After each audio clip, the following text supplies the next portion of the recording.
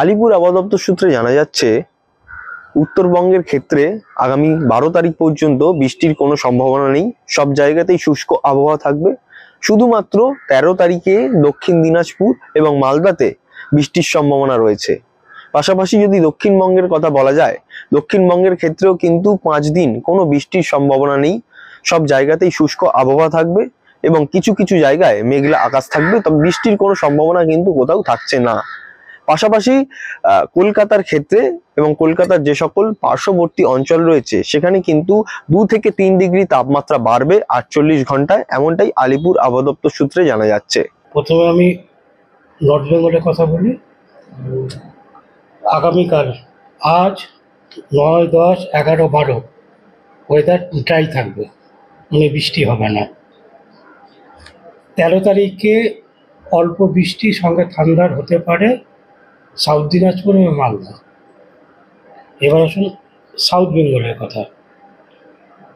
9, 10, 11, 12, 13 dry weather থাকবে, বৃষ্টি হবে না, অল্প স্বল্প ক্লাউড হতে পারে। এমনি কোনো ওয়ার্নিং নাই ওটা পশ্চিমবঙ্গ জুড়ে আগামী 5 দিন বা 7 দিন। স্যার, এই যে উত্তরবঙ্গে বললেন দুটো জেলায় বৃষ্টিপাতের কারণটা একটু বলুন, কি কারণ?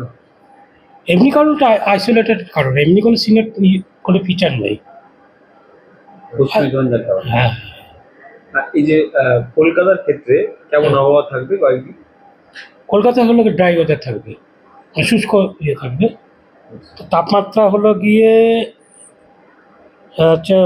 ইয়ে থেকে 2 থেকে 3 ডিগ্রি বাড়বে আগামী 48 ঘন্টায় কলকাতা এবং ইয়েতে সাউথ বেঙ্গলে।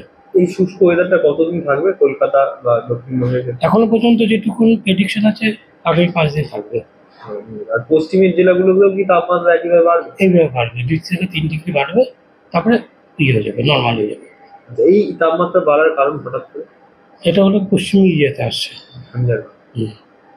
আর স্যার, এই যে 3 ডিগ্রি যে তাপমাত্রা বাড়বে, এটা বেড়ে কোথায় কত ডিগ্রিতে পৌঁছালো সর্বোচ্চ? এখন যেমন 30 আছে, 32-33 কম হতে পারে, তারপরে ইয়ে হয়ে যাবে, নর্মাল হয়ে যাবে। আমরা যে দেখছি মাঝে সাঝে যে হালকা শীতের আমেজ মাঝে সাঝে ওটা থাকবে, ওটা ড্রাই ওয়েদারের জন্য হচ্ছে। ড্রাই ওয়েদারের জন্য, কেননা এখন ম্যাক্সিমাম 87 যাচ্ছে 90, মানে রিলেটিভ হিউমিডিটি, আর মিনিমামটা 30-31 নেমে যাচ্ছে। এই যে ডিফারেন্সটা হচ্ছে না, এটা ড্রাই ওয়েদার হয়ে যাচ্ছে, তার জন্য রাতের টেম্পারেচার পড়ে যাচ্ছে। পুরোপুরি গরম কবে থেকে পড়তে পারে?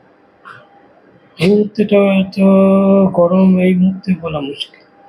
স্যার, এই যে 33 ডিগ্রিতে পৌঁছে যাবে আগামীকাল 24 ঘন্টা, তারপর কি আবার কমার সম্ভাবনা রয়েছে? না, এরকমই থাকবে, এটা তারপরে আনচেঞ্জ থাকবে মোটামুটি। 32-33 তারপরে চেঞ্জ হবে। যেমন আজকে 31 আছে, হয়তো 32-33 হবে, তারপর আনচেঞ্জ আবার কমতে পারে। আজকাল.in এর জন্য অভিষেক সিংহ।